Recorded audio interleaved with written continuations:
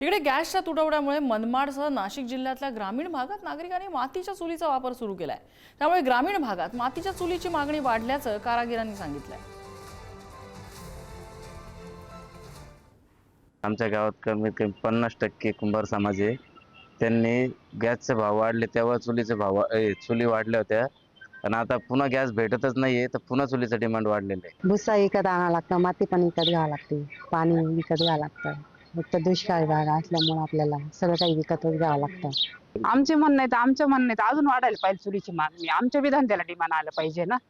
आमची मेहनत आम्हाला कष्टाला फळ भेटलं पाहिजे, आमचं एवढंच म्हणणं आहे। बरं, गॅसचे भाव वाढले आणि गॅसचे भाव वाढल्यामुळं पहिलं तर लोक वापरतच होते चुलीचा स्वयंपाक खात होते, पण आता सुद्धा चुलीचाच खायला पाहिजे लोकांनी गॅस वाढल्यामुळं।